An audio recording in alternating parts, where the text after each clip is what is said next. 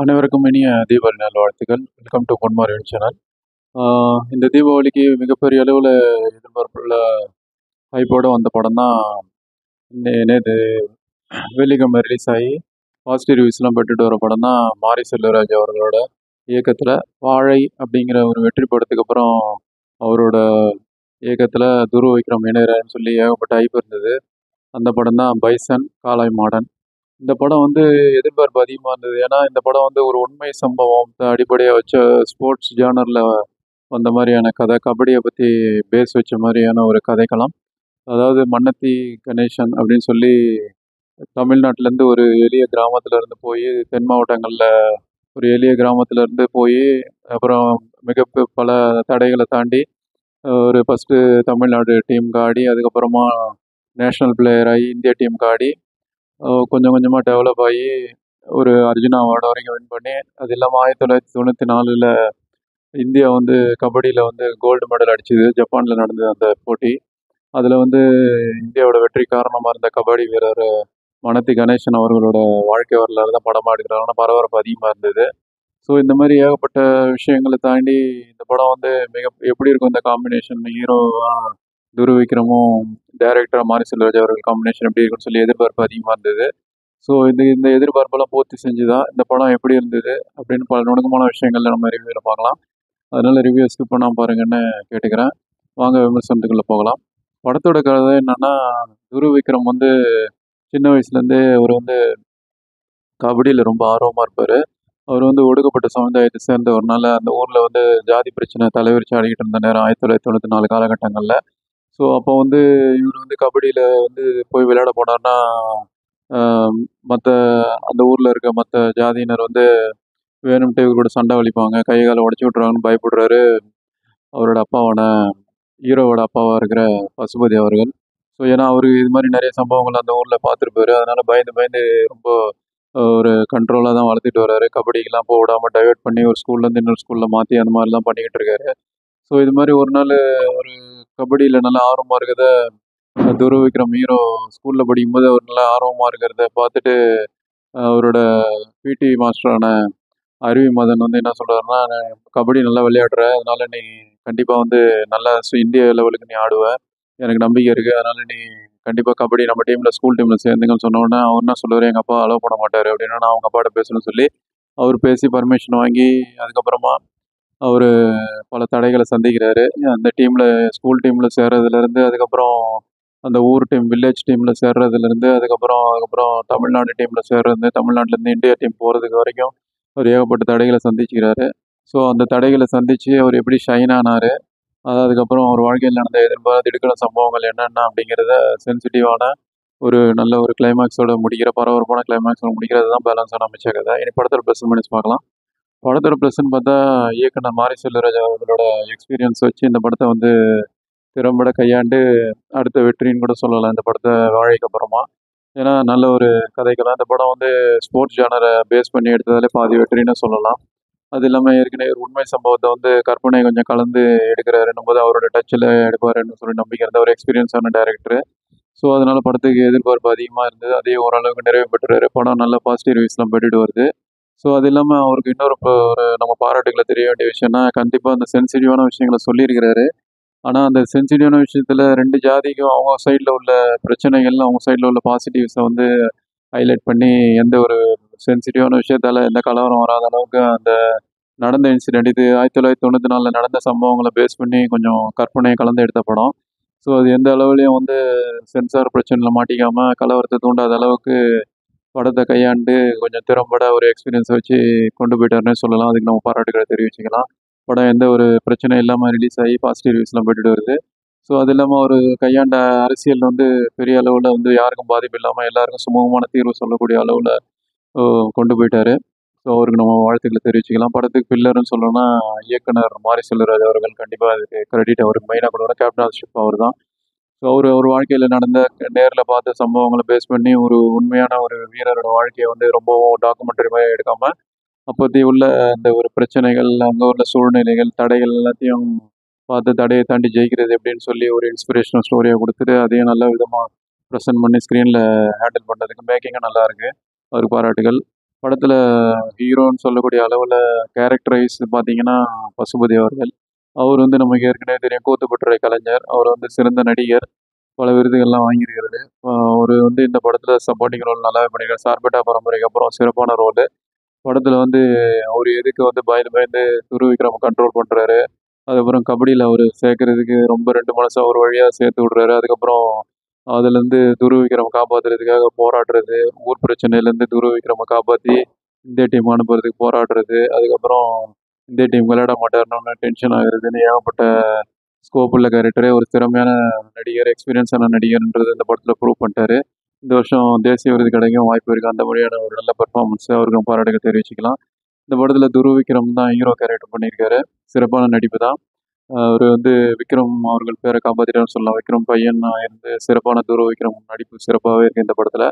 குறிப்பாக சொல்லணும்னா அவரோட கேரக்டர் வந்து சுற்றி இருக்கவங்க தான் அவரோட கேரக்டர் பற்றி பேசுவாங்க. இவர் ஷட்டிலாகவே அவரோட எக்ஸ்பிரஷன்ஸ் மூலியமாகவே காமிப்பார். குறிப்பாக சொல்லணும்னா ஒரு சீனில் வந்து லால் அவர்கள் தான் அரசியல்வாதி கேரக்டர் மாதிரி ஒரு அந்த ஊர் பெரியவர் மாதிரி கேரக்டரில் வருவார். ஜாதி சங்க தலைவர் மாதிரி ஒரு கேரக்டரு. அவங்க வீட்டிலேருந்து வெளியில் வரும்போது எக்ஸ்பிரஷன்லேயே டைலாக் எல்லாமே நல்லா கடத்தியிருப்பாரு. நிறைய சீன்ஸ் ஒரு எக்ஸ்பிரஷனில் கடத்துகிற மாதிரி சீன்ஸ் வசனம்லாம் கம்மி தான். கொடுத்த கேரக்டரை வந்து டைரக்டர் என்ன எதிர்பார்த்தாரோ அதே மீட்டரில் நடித்து ரொம்பவும் மீட்டர் அதிகமாகாத அளவுக்கு சிறப்பாக நடித்து கொடுத்துருக்காரு. அதை ஷட்டிலாகவே பண்ணியிருக்காரு. அவர் பாராட்டு தெரிவிச்சுக்கலாம். வருங்காலங்களில் நல்ல வாய்ப்புகள் கிடைக்கும் அவருக்கு பாராட்டுகள் துருவ விக்ரம் அவர்களுக்கு. அதெல்லாம் படத்தில் முக்கியமான கேரக்டரில் வந்து அருவி மதன்குமார். அவர் தான் வந்து பிடி டீச்சரை வந்து நல்ல ஒரு குணச்சித்திர ரோலு. நல்லாவே உணர்ந்து அந்த கேரக்டரே வாழ்ந்திருக்காருன்னு சொல்லலாம்.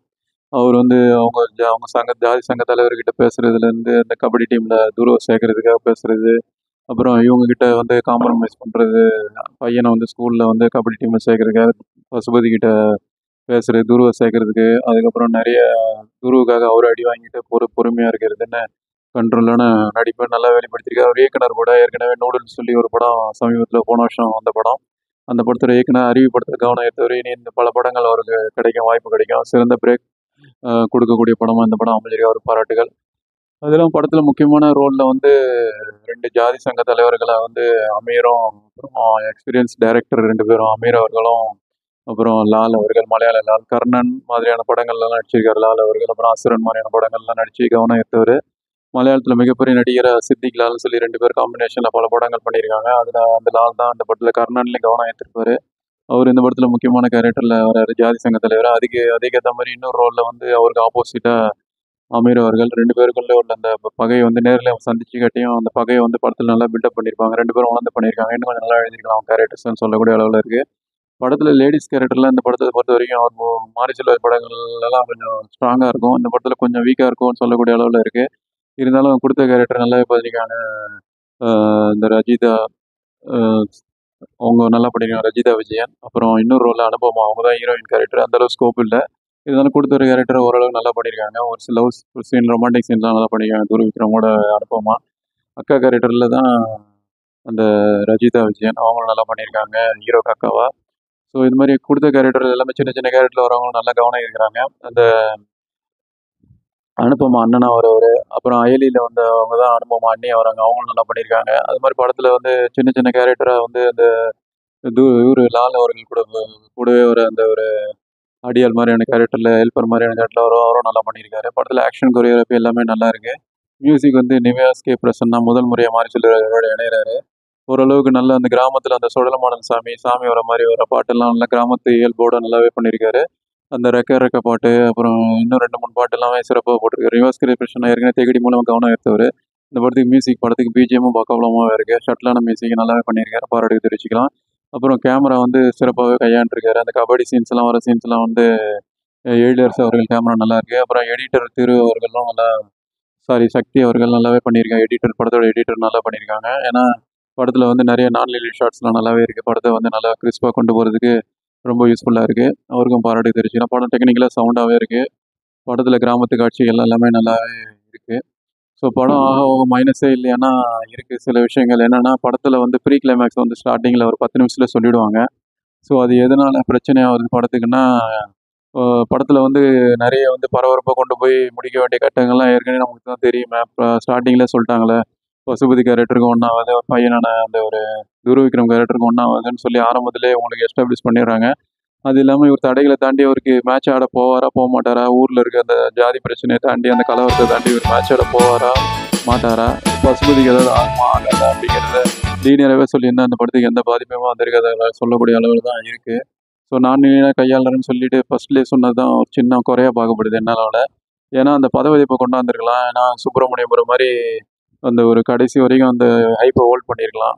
அந்த ஒரு பிரச்சனைய 2 பிரிவினருக்குள்ள அந்த ஜாதி பிரச்சனையும் அது கொண்டு போய் இவரை பாதிக்குதான்றத கடைசி வரைக்கும் கொண்டு போயிருக்கலாம். ஆரம்பத்திலேயே ஒரு எந்த பிரச்சனையும் இல்லாம தான் இந்தியா டீமுக்காக ஜப்பான் வரைக்கும் போயிட்டாருன்னு காமிச்சறதால, இவர் வந்து ஈஸியா அங்க மூவ் ஆயிட்டாருன்னு தெரியும்போது, எல்லாருக்கும் அந்த கிளைமாக்ஸ் வந்து நமக்கு பிடிபட்டு போயிடுது.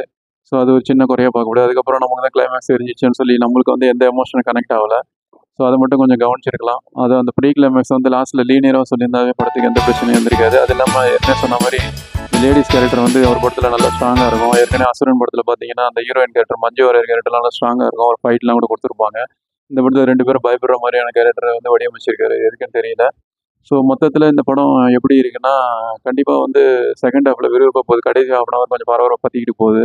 ஃபர்ஸ்ட் ஹாஃப் வந்து ஓகேவான ஓரளவுக்கு மீடியமான ஸ்பீடில் போகுது.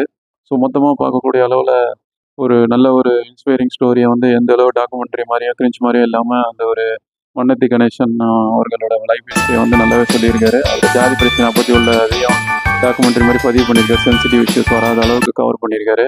ஸோ என்னை பொறுத்த வரைக்கும் தேட்டரில் ஒன் டைம் வாட்சபிளான ஒரு படம் தான்.